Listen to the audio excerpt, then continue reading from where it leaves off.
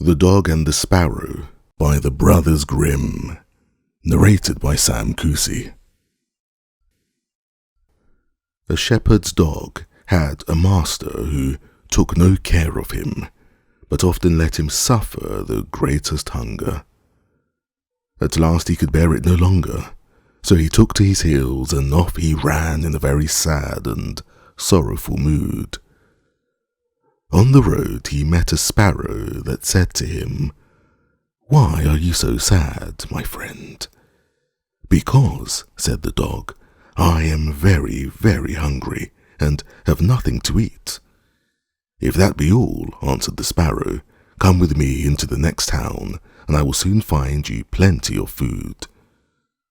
So on they went together into the town, and as they passed by a butcher's shop, the sparrow said to the dog, "Stand there a little while till I peck you down a piece of meat."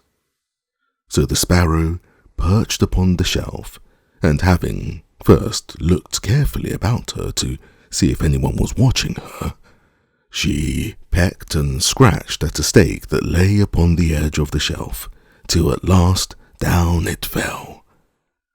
Then the dog snapped it up and scrambled away with it into a corner, where he soon ate it all up. "Well," said the sparrow, "you shall have some more if you will, so come with me to the next shop, and I will peck you down another steak." When the dog had eaten this too, the sparrow said to him, "Well, my good friend, have you had enough now?" "I have had plenty of meat," answered he, "but I should like to have a piece of bread to eat after it." "Come with me then," said the sparrow, "and you shall soon have that too." So she took him to a baker's shop and pecked at 2 rolls that lay in the window till they fell down, and as the dog still wished for more, she took him to another shop and pecked down some more for him. When that was eaten, the sparrow asked him whether he had enough now. "Yes," said he, "and now let us take a walk a little way out of the town." So they both went out upon the high road, but as the weather was warm, they had not gone far before the dog said, "I'm very much tired. I should like to take a nap." "Very well," answered the sparrow, "do so, and in the meantime I will perch upon that bush." So the dog stretched himself out on the road and fell fast asleep. Whilst he slept, there came by a carter with a cart drawn by 3 horses and loaded with 2 casks of wine. The sparrow, seeing that the carter did not turn out of the way, but would go on in the track in which the dog lay, so as to drive over him, called out, "Stop, stop, Mr. Carter, or it shall be the worse for you."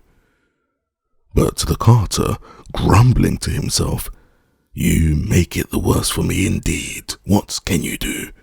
cracked his whip and drove his cart over the poor dog, so that the wheels crushed him to death. "There," cried the sparrow, "thou cruel villain, thou hast killed my friend the dog. Now mind what I say. This deed of thine shall cost thee all thou art worth." "Do your worst and welcome," said the brute. "What harm can you do to me?" and passed on. But the sparrow crept under the tilt of the cart and pecked at the bung of one of the casks till she loosened it, and then all the wine ran out without the carter seeing it.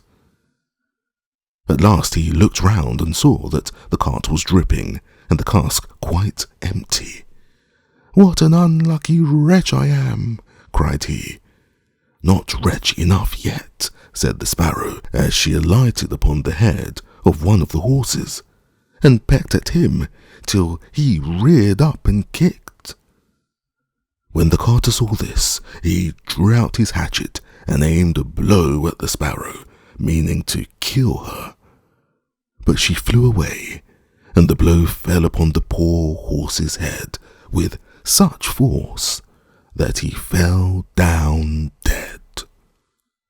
"Unlucky wretch that I am," cried he. "Not wretch enough yet," said the Sparrow, and as the carter went on with the other 2 horses, she again crept under the tilt of the cart and pecked out the bung of the second cask, so that all the wine ran out.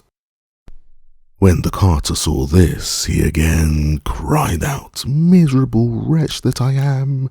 But the Sparrow answered, "Not wretch enough yet," and perched on the head of the second horse, and pecked at him too. The carter ran up and struck at her again with his hatchet, but away she flew, and the blow fell upon the second horse, and killed him on the spot. "Unlucky wretch that I am," said he. "Not wretch enough yet," said the Sparrow, and perching upon the third horse, she began to peck him too.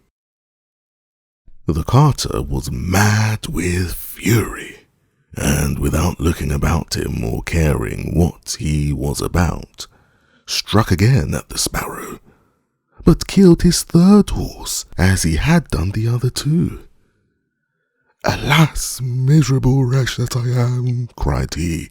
"Not wretch enough yet," answered the Sparrow as she flew away. "Now will I plague and punish thee at thy own house." The carter was forced at last to leave his cart behind him, and to go home overflowing with rage and vexation. "Alas," said he to his wife, "what ill luck has befallen me. My wine is all spilt, and my horses all three dead."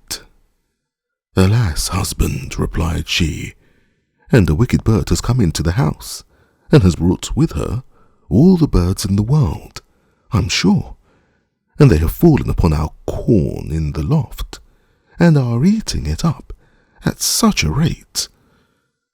Away ran the husband upstairs and saw thousands of birds sitting upon the floor, eating up his corn, with the Sparrow in the midst of them. "Unlucky wretch that I am," cried the carter, for he saw that the corn was almost all gone. "Not wretch enough yet," said the Sparrow. "Thy cruelty shall cost thee thy life yet." And away she flew. The carter, seeing that he had thus lost all that he had, went down into his kitchen, and was still not sorry for what he had done, but sat himself angrily and sulkily in the chimney corner. But the Sparrow sat on the outside of the window, and cried, "Carter, thy cruelty shall cost thee thy life." With that he jumped up in a rage, seized his hatchet, and threw it at the Sparrow, but it missed her, and only broke the window. The Sparrow now hopped in, perched upon the window seat, and cried, "Carter, it shall cost thee thy life." Then he became mad and blind with rage, and struck the window seat with such force that he cleft it in two. And as the Sparrow flew from place to place, the carter and his wife were so furious that they broke all their furniture, glasses, chairs, benches, the table, and at last the walls, without touching the bird at all.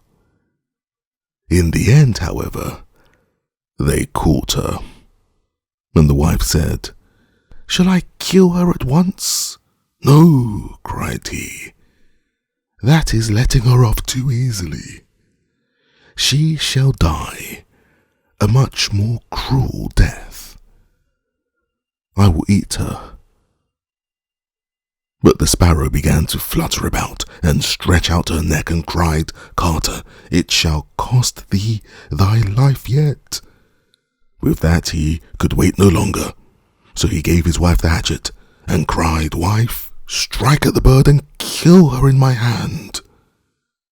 And the wife struck, but she missed her aim and hit her husband on the head, so that he fell down dead.